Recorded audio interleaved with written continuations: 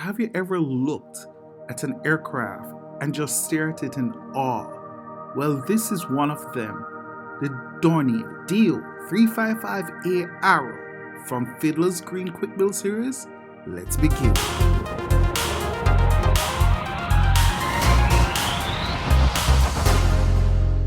Fiddlers Green have really outdone themselves with this one. A kit that's really worthy to remember. And here it is. The Dornier 355A Arrow. The fuselage from the nose to the tail. The air scoop, which is at the rear. The spinners, front and rear. The stabilizer, that's in one piece. The fin, dorsal and ventral, the canopy. The nose piece, that's for the front. And the spinner attachment for the rear. Here you see the massive wing layout, the outer panel and the center panel, the landing gear bay doors, the main landing gear, the wheels, and the nose landing gear. So very, very interesting. The third sheet has quite a few optional pieces like the main landing gear bay doors, the prop. This is a display stand in case you wanted to display it without the wheels. Here is the instructions for the assembly of it. Pretty decent kit. So the tools needed. My little pointing multi-purpose tool. My Aleene's tacky glue, can't go home without that.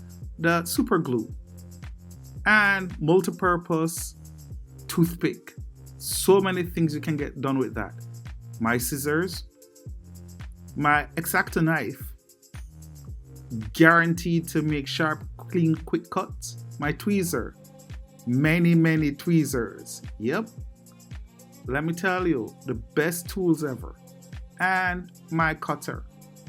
This is steel rule. Cutting out the parts, pretty straightforward. Just quick cut off things so I can focus, like I said. And it's a pretty hefty kit, so you can just imagine what this build is going to look like. I can't wait to get into the thing. So, you know what I feel like? I feel like after all this, I'm going to start with the fuselage. Right after I cut the spinner out. Here it is. The fuselage. So, of course, we're going to get rid of the excess fluff. Pretty big fuselage. We're going to cut the sections out and then we're going to just clean it up.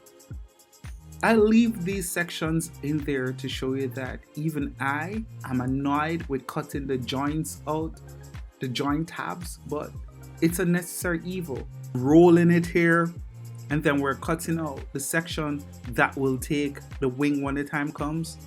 You see the trailing edge, that section here, you see me cutting, and then that small slot, and then the tail end, which contain both the fin and stabilizer. You see me cutting that section out and rolling it. So these pre-rolls help with the making of the kit. Here you see me working on the nose now. You notice how I'm using my paintbrush handle? It's very important that you see me do this. This is how I'm joining the front section. Yeah, I really want to thank you so much for subscribing, and if you haven't, please consider doing so. Lots of interesting adventures coming up soon. And here you see me taking care of the nose completely. Then the forward section just in front of the fuselage. Then the fuselage itself. You see me putting that slight bend there? It's because it curves up before it levels out. And that's important for you to pay attention and get done. Then you see me coating glue here. You notice I'm not putting glue on the tabs but on the panel itself. This is because I've found out at times whenever I remember that the tabs tend to be weaker. So putting the glue on the panel really helps with the model being firm. And here we're doing the rear half now of the fuselage, and it goes together pretty decently. This kit is one of those well-designed kits, and I must say I quite enjoyed it. Here you see me using the best tweezer of all, my fingers, to just press the joints down, make sure it's okay. And then we're joining both halves.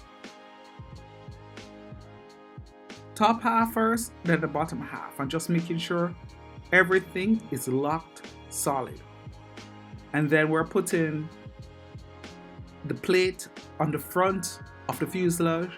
This will help maintain the curve of the fuselage. And there we go. Nice. And then here's what's been happening, okay? Guilty as charged. Every time I'm building and I've built a section, I found myself painting. Here you see me doing the underside of the sky blue to match as close as possible the print work. This is saved me a lot of time while I'm doing it. Plus, I like when the model looking good. I can't help myself. So the engine cowling, it's a compound curve, right? So at first I started to cut, and then I said, wait a minute, let me just cut off this side and then paint the underside, because it will add realism. So we end up painting here. I paint the nose a bit, you know, and then we continue cutting out the cowling. And although it asks for a few cuts on the nose, I put many cuts. And then I use a toothpick to form the curve one way. So this will be the front of the kit. Then I use my paintbrush handle to then curve it the other way. And that's how you get the compound curve, yes? And then you see me using that cake decorating tool on the edge. This is how I achieve it. Then paint the edge where it's white, and then we just glue in position. Look at that. Nice. You see, now it's starting to look like what we love. And then of course, more painting. So I'm now painting the sides. Like I said, as time goes by, instead of doing it at the end, there are times when I'll just do it while I'm building the model. It really helps with the overall look. See? And you can always cheat because it's war-worn, yeah? So the canopy, it's pretty simple, it's pretty straightforward. You just cut carefully and glue in position. I have to say that when I saw the nickname for it as the Anteater, I went, yep, it pretty much fits it. From that cartoon series of the Anteater in the late 70s, early 80s. Yeah, that's how old I am. And then there we have it. Nice. We just put glue on the edge here, and then we put in place. And then I just use a tweezer to lock the edges, and then use a cake decorating tool to put on the inside and press. Canopy installed, we're good to go. So the nose spinner, boy, I don't like petals, but let's start. First, I'm making the holes, and this is for the prop blade in the future. Then I spend the time to cut according to what you see. Then we're going to do the compound curve, yes? We roll this way first, we unwind and then roll the other way, because this now will help us evenly form the nose. And that's it, pretty much. We lock up everything in place, and then we put a tip of glue on the top, slowly form, and that's it. Okay, now don't let you be cheated This process took me about probably 20 minutes, not the 2 minutes you see here. So yeah, and that's it. Put some glue on it, and then we put in place. When we're finished, we paint the edge and it will look a little more real, yeah? Okay, so let's move on from here. So the air scoop now at the rear of the fuselage, the underside, we cut. It's a matter of cut. We roll both sides so that it will be easier for us now to join. I love the fact that they put those tabs on the edge. You just find the alignment on the underside and then you just put it onto the main fuselage. Here you see me putting the entrance of the scoop. Those tabs are highlighted, they're darkened. And then we put glue on the inside edge and we lock into position. And of course, some more painting. We just like when the model come together, and look at that. Painted the joints where the fin and the stabilizer will come. So the stabilizer assembly, it's a pretty hefty stabilizer. The cord is thick, which is the cross section of the stabilizer, yes? So here you see me cut, and then I would fold it. Those were scored before. I didn't show it, but it was scored. Use a ruler to accurately bend the leading edge, and then I use the tip of my paintbrush handle here to put the curve in the corner. Nice. And then we lock this down and we're pretty good. Yay. Look at that. Now for that joint there, we're going to just put a strip of paper on the inside, reinforce it, and then just put it in place. Now, once we carefully select where it is, we use super glue to lock it on the inside. There. And we check the alignment many times before we apply that super glue, okay? Good. And now, the fin, the dorsal and the ventral fin. So once we cut them out, this is a hallmark of your arrow, okay? The fin on both top and the bottom of the aircraft. This is what sets it apart from pretty much most of the other fighters of World War II, beside the push-pull configuration. If there's another aircraft that had this configuration as a fighter aircraft, let me know in the comments because I can't seem to recall. Here you see me saying, okay, to get the perfect alignment, we're going to make a hole and put our toothpick in so that when we put the tail on the top, we have pretty much a 90-degree angle at which we can put now our fin on the underside. Those tabs were not with the kit. I just made sure leave the excess paper and made those tabs so that we can join the tail end. Nice. Look at that. Here we go. Looking pretty good. Lovely. So we check the fit, put our glue on, and slide into place. Secure it with super glue. And there we have our arrow coming together. The rear spinner assembly, 2 parts, yes? We're cutting out the joint tabs. Those small parts you see me cut out, those are so that I can slide it where the trailing edge of the stabilizer and the fin is. So that's why you see those small cutouts here. It's quite ingenious how it was done by the designer. We then coat the inside edge there with glue, slide into place, and then we lock it up. Nice.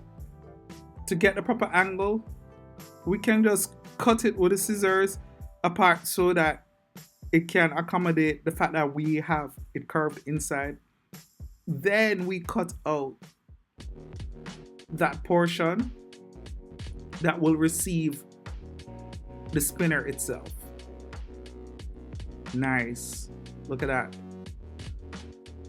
So for the spinner now, you notice it's more pointed. The one at the nose is a little more blunt. The rear spinner is a little more pointed. And we do the same technique of the compound curve. We curve one way, then the other, and then we glue into position. So when we're doing this, here's a trick that I usually use that I hope you find helpful. I get a piece of scrap paper, make it pointed like what you see I'm doing here, and then I cut several lengths around like a spoke. Put glue on the tip and push down into the model itself. That way it'll make it a little more even for me when I'm doing the spinner. And that's it pretty much. We coat the spinner on the inside and then we join. And that's how we have our rear spinner attached. And again, my addiction with coloring the edges to bring realism to the model. Yep, that's me. Looking pretty decent. Loving it really. So, air intake assembly. These here are the exhaust panel and the air intake. Now, they said that they're optional. I'm not going to use engine exhaust, but the air scoops I will use. So, there are one on each side for the engine. You see that one up front? So we're going to just cut out. And for this, we're going to use our toothpick, not tweezer, to roll it. And then once we get those curves in, I want to show you something. You see that part here? We have to cut it out. All right. So it's going to be two parts. We focus on the front, which we complete the circle. The rear part is left open. Okay. The rear part is where we join to the fuselage. We just make sure put some glue on that section there. Lock it up, and then we can put glue now and put in place. And that's it, pretty much. Repeat the process for the front, and look at that. It's the little details like these that brings your model together and looks lifelike. There you go. Nice. Loving the arrow, man. I'm loving the arrow. So the center wing assembly. Like I said, it's a pretty big wing, all right? So let's just cut this part out and then take the time-consuming part of just cutting out all those joint tabs. You see that tail end here? I left that there deliberately. We fold the leading edge and we join each section one at a time. Use our hand as the best tweezer there is when possible. We do the other side.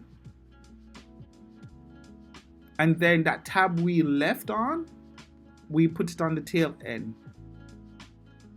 We join the trailing edge once we line up properly.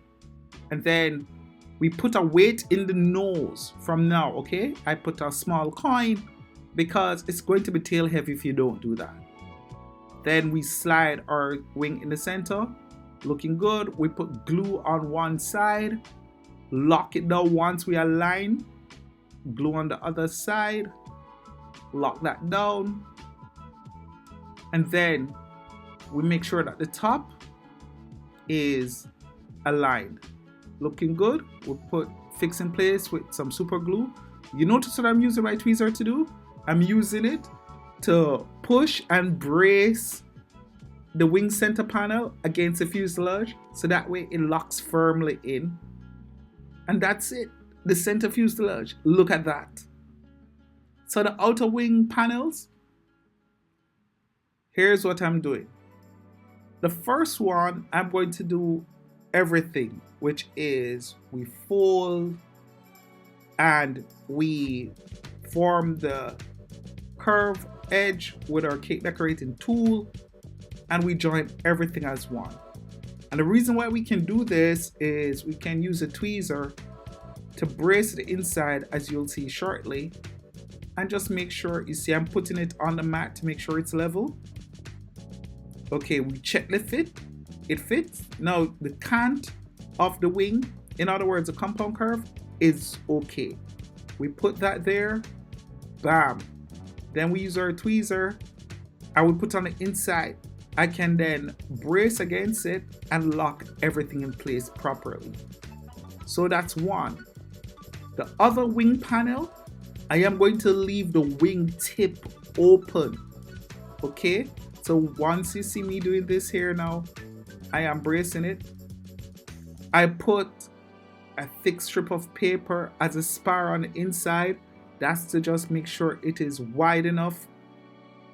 It has a space so it doesn't collapse. I put a little super glue on the inside so that it strengthens the wing structure. Okay, that's good and fine. Okay, now look here. I am now putting on the other wing, but the tip is left open. Why? Look what I'm going to do. I'm going to now use my tweezer, put on the inside, and then I can lock everything, as you can see. Pretty decent. So you see I'm locking up everything. I'm using the broad tweezer and the fine tweezer as needs be. And then once I'm finished, I can then lock the edge of the wing. And that's it. Pretty much that is it. And we have it there.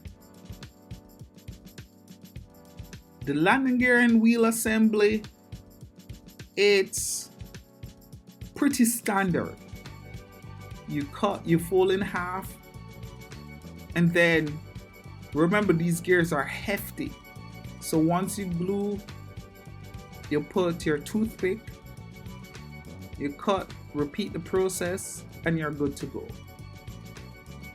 The wheels now, it's a new type. It's not just a flat wheel, they have made it thick. You cut, you roll with your brush handle, you lock in place, glue the edges on, and that's it. This kit took me overall about 5-6 hours to build and to try figure out everything, but it was well worth it. It's one of those kits I can look at and go, yep, totally worth it. And for the first try, not bad. If I was supposed to build this kit again, certain things I would refine, and certain things you notice I probably left out, like the engine exhaust. I am probably leaving out the trailing edge of that air scoop, but pretty much that's it. Here is the same standard procedure I've used. I slice a bit of toothpick. I put there for the landing nose gear, so that strengthens it. Yeah. Cut the nose gear out. And then this part now I can now attach to the fuselage and then use super glue and lock in place. Super glue and a lean thick drying glue is an amazing combination. You see how I'm bending this gear? Please pay attention to that, because that's a little detail that you need to know. That part there will go on the trailing edge, and you see how I lock it on the other side? That's what it's supposed to look like. So you can rewind that part again and look, but pretty much that's what it's supposed to be. And then we put the landing gear's door on.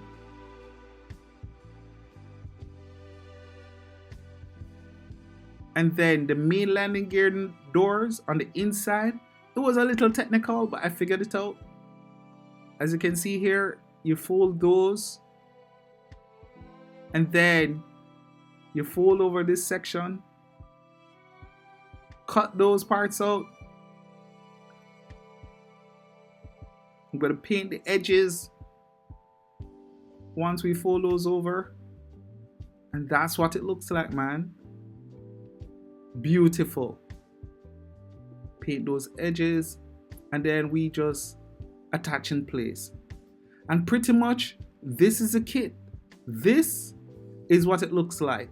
So all that's left to do is for you, you know already how to do, is to put the prop blade on.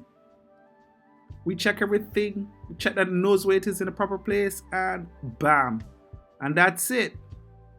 And here we have the completed model, your completed model. I want to thank all my Patreon sponsors, and I want to thank you for watching the video to this point. Thank you so much for following my journey, and so much more to come. So until then, my friends, take care, walk good, and one love.